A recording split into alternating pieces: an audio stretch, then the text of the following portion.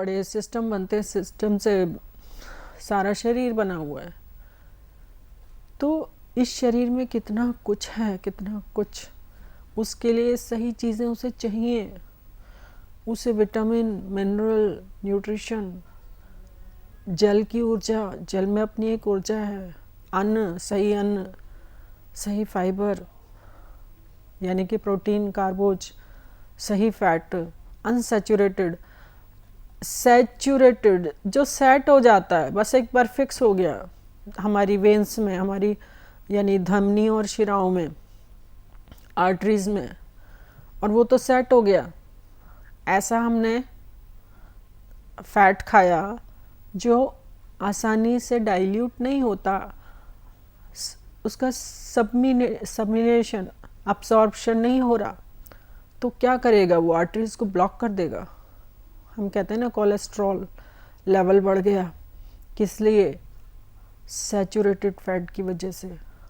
Unsaturated खाना है, तो हमें थोड़ा सा तो बुद्धि का इस्तेमाल भी करना चाहिए और अपनी सोल का इस्तेमाल करके खाना चाहिए कि मुझे, मेरी सोल के लिए क्या अच्छा है। नेचुरोपैथी में एक बहुत अच्छी कहावत है, एक बात है कि जो ईश्वर की रसोई में पका हुआ है ना, वो इंसान के लिए सबसे अच्छा फूड है। वो क्या है? फल, सब्जियां, जो हम कच्ची खा सकें वो सब्जियां, जैसे गाजर है, मूली है, इस तरह की, खीरा है, और फल तो हैं ही। और खूब फल खाना चाहिए, हर मौसम में जो फल आए वो खाओ, आत्मा तृप्त हो जाती है भाई। मीठे मीठे आम खाने से, जामुन खाने से, शहतूत खाने से। अब ये चीज़ें, शहतूत, जामुन, ये हम भूल गए हैं। तो सच्चाई क्या है? अगर आम खा लिया अच्छे से मौसम में, खूब अच्छे से पेट भर के रोज़ खाओ जितना खाना है, खाना खाने के बाद खाओ, पहले खाओ, बीच में खाओ, कभी भी खाओ, एक टाइम ज़रूर उसको हमें एक आम पूरा खाना है, 2 खाना है तो खाना चाहिए। उससे हमारा पेट बिल्कुल ठीक रहता है सदा, पूरे साल भर। ऐसे ही अगर डायबिटीज़ से बचना है तो जामुन खाओ, जम के खाओ, कभी डायबिटीज़ नहीं होगी, हो भी गई है तो ठीक होगी। और इसके अलावा उसकी गुठलियाँ रख लो, उनको उठा के, जिसको डायबिटीज़ है उसको दो, या खुद बना के सिरका 15 दिन तक कच्चे घड़े में रखिए धूप में, और फिर उसको पीना है। देखो डायबिटीज़ ठीक होती है कि नहीं होती है। तो हाँ ठीक है, इंसुलिन वाली है, नंबर 1 वाली है, तो आपको इंसुलिन लेना है, उसके लिए और थोड़े अलग अलग चीज़ें करनी हैं। लेकिन अगर किसी भी ट्रीटमेंट के साथ अगर आप जामुन का सिरका ले रहे हैं तो बहुत ज़्यादा इफ़ेक्ट है इसका। जब तक ठीक नहीं होता लेते रहिए, 1 महीना 2 महीना, और आप उसके 30 ml आपको 3 टाइम शुरू में ले लीजिए। 1 महीने के बाद कम हो जाएगा, उसके बाद 30 की जगह 15 आप कर सकते हैं, 2 टाइम कर सकते हैं। तो ये तो अपने अनुभव से, और ये चीज़ नुकसान नहीं करती हैं। सीधे आ रहे हैं ना भोजन। अच्छा, सीधा भोजन करने का एक और फ़ायदा है कि हर भोजन का भी अपना एक मेटाबॉलिक रेट होता है, जो हमारे शरीर में क्रियाएं होती हैं, भोजन का एब्जॉर्ब करना, पचना, फिर उसमें से मिनरल और विटामिन हमारे शरीर में जाना, ब्लड का बनना, ये सब क्रियाएं, सभी क्रियाएं हर पौधे में, पेड़ में और उनके फलों में भी होती हैं। तो जब हम उनको ग्रहण करते हैं तो वो हमारे उन सिस्टम्स को भी ठीक करती हैं, हमारे जो क्रियाएं हमारे अंदर हो रही हैं वो उसको सपोर्ट करती हैं, और उसी सिस्टम से वो अंदर जाती हैं।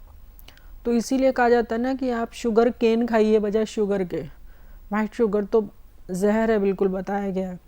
नेचुरोपैथी में सबको मालूम ही होगा कि 3 जहर बताए गए, white sugar, white rice and white salt. नमक, चावल और चीनी सफ़ेद बिल्कुल नहीं खानी चाहिए, इसीलिए क्योंकि उससे उसका मेटाबॉलिक रेट ख़त्म हो चुका है। जो ब्राउन है, जितना नेचुरल खा रहे हैं उसका हमें वही लाभ मिलेगा, उसकी जो प्रक्रिया है वो हमारे अंदर होगी, उसी प्रोसेस से वो जाएगा। तो शुगर लेवल शूट अप भी नहीं होगा उससे कभी भी। जितना हो सके जिनको डायबिटीज़ है या होने वाली की संभावना लगती है, तो उनको चाहिए कि नेचुरल मिठाई ही खाएं। मीठा तो खाना ज़रूरी है मस्तिष्क के चलने के लिए, हर चीज़ की महत्ता है, बल्कि हर रस की, सातों रसों की ज़रूरत है भाई। कड़वा भी, कसैला भी, खट्टा भी, तीखा भी, नमकीन भी, मीठा भी, सभी खाना चाहिए, क्योंकि सब कुछ है ही इसीलिए नेचर में कि उसके यूजेस हैं, उसकी ज़रूरत है, उसका उपयोग है। तो 7 रंग भी चाहिए और रिदम भी है, 7 सुर भी अंदर चाहिए। कभी हमने सोचा नहीं इन चीज़ों के बारे में। रिदम डिस्टर्ब हो गई तो शरीर में बीमारियाँ, 7 रंगों में कमी ज़्यादा हो गई, कमी हो जाए या अधिकता हो जाए, तो अब जैसे हम थायराइड का कहते हैं हाइपर और हाइपो, तो ज़्यादा सिक्रेशन हो गया थायराइड ग्लैंड से थायरॉक्सिन का, तो कितने रोग हो जाते हैं। आदमी की हाइट बढ़ती जाती है, प्रॉब्लम्स हो जाती हैं, या मोटा होता जाता है और कम हो गया, तो कितनी समस्याएं हैं, तमाम रोग, कमज़ोरी घेर लेगी, बौना रह जाएगा बच्चा बढ़ता हुआ है तो ये चीज़ें जितना नेचर में रहेंगे उतना हम स्वस्थ भी रहेंगे शरीर से, उतना हम मन से स्वस्थ रहेंगे। जो लोग नेचर में रहते हैं उनको कभी डिप्रेशन नहीं हो सकता। जितना हो सके हरी घास पे घूमना है, नदी तालाब के आसपास उसको उसके साथ, उसकी ऊर्जाओं के साथ जुड़ के रहना है। देखो आहा, अच्छा लगता है हम हिस्सा हैं इसका। पेड़ पौधे हैं तो पेड़ पौधों के साथ गहरा सांस लेना चाहिए 2-4 बार, या फिर एक तरीका ये भी होता है कि हम जैसे पानी पीते हैं वैसे हम सिप करें वायु को भी। शुद्ध वायु होनी बहुत ज़रूरी है वहाँ पे, तो शुद्ध वायु को इनहेल करें, उसको हम गटक जाएं पानी की तरह, तो उससे हमारे पूरे ही सेल्स में ऑक्सीजन आसानी से मिलती है। हमारे जितने भी सेल्स हैं उसमें माइटोकॉन्ड्रिया होता है, सबको पता है, बहुत सारी चीज़ें हैं जिसमें एक न्यूक्लियस भी होता है, और उस माइटोकॉन्ड्रिया के अलावा राइबोसोम आदि तमाम तरह की चीज़ें हैं। तो उनको कहाँ से मिलती है, उन जो ऊर्जा मिल रही है उनका संबंध किससे है? नेचर से है, हवा से है, पानी से है। पानी में ऑक्सीजन है, आपको सबको मालूम है। तो बल्कि 5 तत्वों में 5 तत्व हैं। ये नहीं कि पृथ्वी में आकाश नहीं है, पृथ्वी में भी आकाश है, जल में पृथ्वी तत्व भी है, अग्नि तत्व भी है, बहुत सूक्ष्म है। तो नेचर के साथ रहना है, 5 तत्व संतुलित रहेंगे। और आयुर्वेद के हिसाब से तो त्रिदोष जो वो भी संतुलित रहेंगे। वही चीज़ें वही हैं, नाम अलग अलग हैं हर पैथी में। वात पित्त कफ कह दो या तत्व कह दो, एलिमेंट्स, पृथ्वी है, आकाश है, अग्नि, सूर्य, जल है। तो ये सब चीज़ें हमें सही रखने के लिए बहुत आसान सी चीज़ें हैं, लेकिन इनका सीधा संबंध हमारे अंतःकरण से है। आचार रसायन बताए गए हैं सबसे पहले आयुर्वेद में। क्या मतलब है भाई? आचार, क्यों हमें आचरण अच्छा रखना चाहिए, सुबह क्यों उठना चाहिए, नहाना धोना क्यों चाहिए, सही तरीके से नहाने का क्यों बताया गया है, चलना कैसे है, यहाँ दिशाओं की, सुर आदि की, हमें दाहिना सुर बाइना सुर, इन सब के बारे में बताया गया है। सोना कैसे है, बैठना कैसे है, मौसम के अनुसार खाना है और समय के अनुसार खाना है, स्थान के अनुसार खाना है। ये सब का मतलब क्या है? क्योंकि हमारा आचरण हमारे अंतःकरण से जुड़ा है। अंतःकरण ही हमारी सोल ही हमारी रूट है। जो सोल को चित्त का जब हम विवरण पढ़ते हैं उसको एक तरह से एक ज्योत कहा गया है, एक लैंप जो है हमारा मन है। लैंप का जो कांच वो मन है और जो उसकी फ्लेम है वो हमारी सोल है। तो क्या होता है कि अगर फ्लेम के अंदर धुआं आया, धुआं क्या, किस चीज़ का प्रतीक है? वो हमारी विकृतियों का। अगर हमने खुद को मान लिया कि ऐसे रह लेंगे, क्या फ़र्क पड़ता है, अच्छा इसका ये चीज़ ले ली तो क्या फ़र्क पड़ता है, कुछ भी, बस ठीक है, एंजॉय करना है लाइफ को, कैसे भी जीते रहो, तो क्या होता है, वो सोल जो है ना अपना प्रकाश खोती है, धुआं धूसरित हो जाती, क्योंकि जो उसको हम स्ट्रॉन्ग तभी रख सकते हैं जब हम उसको मान के चलते हैं, उसको हम उस पे ही हम स्थित होते हैं। और अभी उदाहरण मैंने कहा था ना कि सत्य सत्य शब्द बोलने से ही हम अंतर चले जाते हैं और बाहर आ जाते हैं, अगर हम झूठ पे आ जाते हैं तो उसको तो हमने यूजलेस कर दिया, तो हमारा कांच क्या हुआ, धुएं से भर गया, गंदा हो गया। ऊपर से बाहरी लोग अगर कोई कुछ कहेगा तो वो सही भी कहेगा तो वो इरिटेट होगा ही बंदा, क्योंकि उसे लगता है मैं तो ठीक हूँ यार, मुझे क्यों तंग कर रहे हैं इतना लोग। धीरे धीरे धीरे धीरे उसे आक्रोश घेर लेगा, बुरी तरह से कर नहीं पाएगा कुछ, लड़ाई करेगा, बढ़ता जाएगा उसकी गुस्सा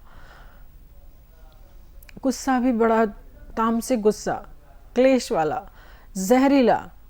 तो क्या होगा, उसकी सोल को उसने क्या किया, गंदा कर लिया ना, कांच को बिल्कुल लॉक हो गया, धुएं से साफ करना पड़ेगा। साफ करने का यही तरीका है, हम सत्य पे चलें, अहिंसा पे जीवन आधारित हो, अस्तेय पे हो, अपरिग्रह पे हो। सांसारिक हिसाब से सब कुछ करिए, आप अच्छा सा पहनिए, अच्छा खाइए, अच्छी तरह रहिए, अच्छा घर हो, ये इसका कहीं मना नहीं किया गया, लेकिन तुम्हारी योग्यता के अनुसार तुम करोड़ों अरबों कमाओ, खरबों कमाओ, अच्छे से रहो।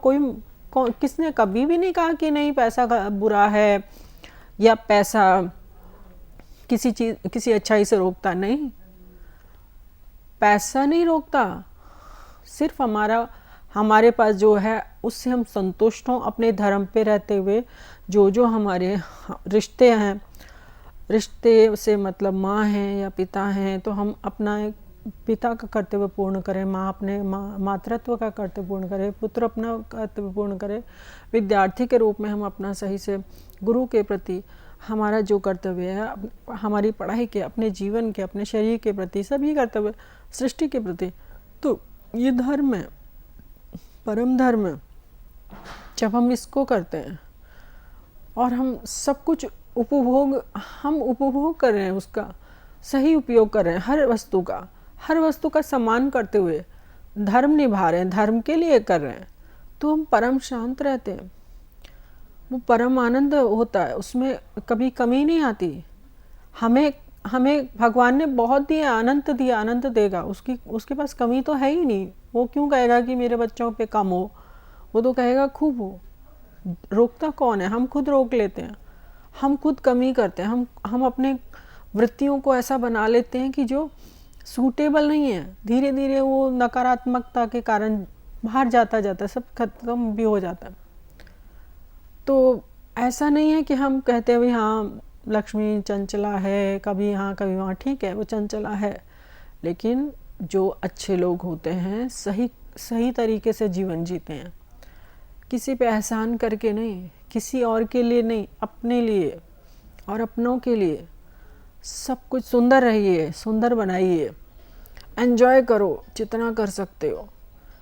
भगवान कृष्ण देखो उदाहरण है, कितना मस्ती भरा जीवन। होली तो भगवान कृष्ण से ही शुरू हुई ना, गोपों ग्वालों के साथ खेल, तमाम तरह के माखन चोरी, लीला, इसीलिए तो उनको कहते हैं। मस्ती मस्ती में हर चीज़ जिया है उन्होंने, सब कुछ पाया है, लेकिन पकड़ा किसी को नहीं है उन्होंने, सब कुछ आ रहा है उनके पास तो खुद से।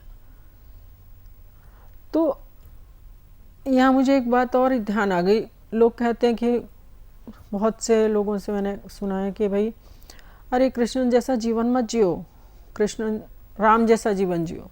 नहीं भाई, कृष्ण जैसा जीवन जियो, योगेश्वर बनो, ध्यानी बनो, प्यारे बनो, सबके लिए ऐसा कुछ करो। तुम्हारी अपीयरेंस, तुम्हारी हर बात में कुछ बात होनी चाहिए कि दूसरा अपने आप तुम मुग्ध रहे, और यहाँ तक कि जब अगर एक पत्नी दूसरी पत्नी को बर्दाश्त नहीं कर सकती, लेकिन वो इतने प्यारे हैं, महा अस्तित्व का प्रेम उनके अंदर है, तो उनकी इतनी सारी पत्नियों का हमने कभी नहीं सुना एक दूसरे से ईर्ष्या की हो। और वो तो रोक ही सकती थी, शादी ना करने देती। अगर कुछ छोटा मोटा हुआ भी होगा, लेकिन वो ऐसा कुछ क्लेशपूर्ण नहीं था। तो हमें रहना कहाँ है, योगस्थ स्वस्थ, वो हम तभी रह सकते हैं हम सत्य अहिंसा अस्तेय अपरिग्रह और ब्रह्मचर्य को अपनाएंगे। ब्रह्म की चर्या, चरना जिसको कहते हैं ना, हम कहते हैं ना गाय भैंस चारा चर रही हैं, ये वहाँ से चर्या आया है।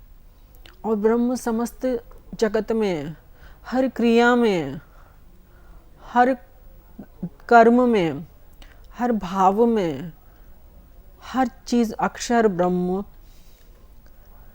भोजन अन्न ब्रह्म, मेरे भीतर अहम ब्रह्मास्मि, सोहम शिवोहम, वो सब एक ही तो है। तो हर चीज़ में ब्रह्म है, तो उसको चरो, उसको लो, लेकिन उसको जानना ज़रूरी है। अगर नहीं जान रहे हो तो भी हो, ये कहो कि मैं नहीं जानता हूँ अस्तित्व, पर मैं चाहता हूँ कि ब्रह्म का आभास हो, मैं भी ब्रह्मचारी रहूँ, ब्रह्म को चरूँ। यानी तुम्हारे हर कर्म में, अगर तुम प्रेम प्रसंग में हो तो भी वो ब्रह्म होना चाहिए तुम्हारे लिए। अगर वो ब्रह्म है सामने वाला, तो तुम उसको भोगोगे कभी नहीं। वस्तु होना तो भूल ही जाओ। जैसे हमारे इस संसार में हम देखते हैं ना, बहुत सारे तो शादी करने के बाद भी सिर्फ रेप ही करते हैं स्त्री का, उसके साथ वो प्रेम संबंध स्थापित नहीं कर पाते अच्छे से। तो वो सबसे बड़ा पाप है संसार का। हम तो कहते हैं वस्तु को भी वस्तु नहीं मानना है, क्योंकि वो है नहीं, सूक्ष्म में उसमें वो सत्ता है, आभासित है। तो जीवंत प्राणी को वस्तु मानना, ये तो ईश्वर का सबसे बड़ा अपराध है। तो फिर कैसे सुख पाओगे, कहाँ से पाओगे? क्योंकि तुमने जो सुख का आधार है ईश्वर ब्रह्म, उसको तो तुमने नेग्लेक्ट कर दिया या फिर अपमानित कर दिया। तो सुख के आधार को पोषित करना बहुत ज़रूरी है, और वो पोषित तो होता है ध्यान से, योग से, समाधि से। और समाधि मिलती है इन सब अष्टांग पे जाके। तो हाँ, ये ठीक है कि 3 लेवल जो पतंजलि जी ने बताया कि भाई किसी भी व्यक्ति के 3 लेवल होते हैं। वो उसमें चित्तभूमियों में भी बताया 5 तरह की चित्तभूमियाँ होती हैं। तो 3 लेवल उन्होंने कर दिया कि निम्न, बहुत निम्न जो होते हैं उनके लिए एक प्रोसेस बताया, वो अष्टांग का है। एक प्रोसेस उन्होंने बताया मध्यम के लिए, क्रिया योग का है, तप, वैराग्य, स्वाध्याय, ईश्वर प्राणिधान यानी ईश्वर के समर्पण, और सबसे उच्च के लिए बताया अभ्यास और वैराग्य। भैया वैराग्य बड़ी महान चीज़ है, अपने आप ही होता है। भक्ति की राह पे ना कुछ भी अच्छा नहीं लगता, कितना मुग्ध होता है भक्त, उसे क्या ज़रूरत है कुछ करे, दूसरों को दिखाए, पर वो अपने ईश्वर के लिए तो सब कुछ करता है। नाचता गाता है, कभी श्रृंगारित होता है, कभी ऐसे घूमता है, उसको नहीं फ़र्क पड़ता, लेकिन लोग उसके दुश्मन हो जाते हैं। कभी कभी लोगों को वो रूढ़ लगता है। तो बाकी उसके अपने लिए तो वो बहुत इतना प्रसन्न है। अच्छा, लोग ये भी कहते हैं कुछ पढ़े लिखे लोग कि भैया ये क्या, ये तो इमेजिनेशन है, भगवान का होना, या कोई कहेगा इल्यूजन है, कोई कहेगा इंसेप्शन, परसेप्शन, बहुत अजीब अजीब शब्द लोग इसके लिए इस्तेमाल करते हैं। इल्यूजन बता दिया। अच्छा, ये पूछो उनसे कि भैया जो तुम करते हो और जो तुम कहती हो कि भाई शराब पीने से हम एंजॉय करें, ये क्या है? ये भी इल्यूजन है एक्चुअली, क्योंकि शराब से तो कोई खुश नहीं हो सकता ना। हमने अपने आप को मान लिया है कि शराब हमें डिस्ट्रैक्ट तो करती है, कंसंट्रेट नहीं रहने देगी। कोई भी नशे की चीज़ें हमें आत्मस्थ नहीं रहने दे सकती, लेकिन उससे बेचैनी बढ़ेगी, बीमारी बढ़ेगी, परेशानी बढ़ेगी, पर्सनैलिटी खराब हो जाएगी, व्यक्तित्व में संगठन नहीं रहेगा, सोच और समझ में अंतर आ जाएगा, सोच समझ और कर्म में समन्वय खत्म हो जाएगा। और समन्वित जीवन, सम्यक सुंदर जीवन जीना ही तो मनुष्य होने का प्रमाण है और हमारे जीवन का आधार भी है, हमें हमारा विकास का आधार भी है। हम चाहते हैं कि हम आगे बढ़ें, अपने से आगे बढ़ें, हमारा ये जीवन व्यर्थ ना जाए। हम कम से कम जितना आए थे उससे तो हर चीज़ में आगे बढ़ जाए ना, अध्यात्म में भी आगे बढ़ें, बुद्धि में भी आगे बढ़ें, ज्ञान में आगे बढ़ें।